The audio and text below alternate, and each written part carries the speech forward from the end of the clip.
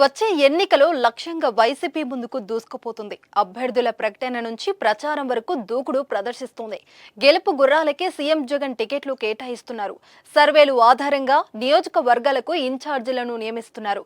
ప్రజల మెప్పు పొందని నాయకులకు టికెట్లు నో అంటున్నారు.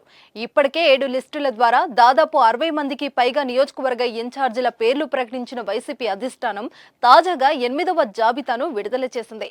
సిఎంఆర్ షాపింగ్ మాల్ మన హైట్ నగర్ లో భాగ్యలతా కమాన్ పక్కన ఫిబ్రవరి 29న ప్రముఖ సినీ తారలచే గొప్ప ప్రారంభం.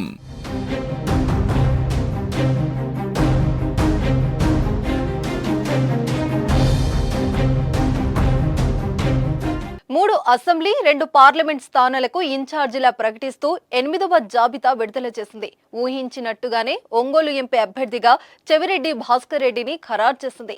ఇక్కడ సిట్టింగ్ ఎమ్మెల్యే వైసీపీని వీడిన రోజే చెవిరెడ్డిని ఎంపీ అభ్యర్థిగా ప్రకటించింది.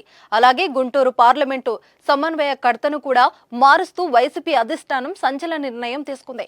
గుంటూరు ఎంపీ అభ్యర్థిగా కిలారు రోషయ్యను ప్రకటించింది. కిలారి రోషయ్య సిట్టింగ్ ఎమ్మెల్యేగా ఉన్న పొన్నూరు నియోజకవర్గం బాధ్యతలను అంబటి సోదరుడు అంబటి మురళి చేతిలో పెట్టింది.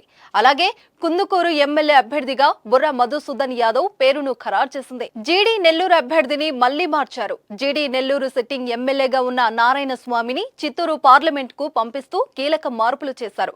ఈసారి డిప్యూటీ సీఎం నారాయణ స్వామి కూతురుకు అవకాశం కల్పించారు. కృపాలక్ష్మికి వైసీపీ అవకాశం కల్పించింది. చాలా కాలం ముందు నుంచే నారాయణ స్వామి తనకు బదులుగా తన కుమార్తెకు అవకాశం ఇవ్వాలని అధిష్టానాన్ని కోరుతున్నారు.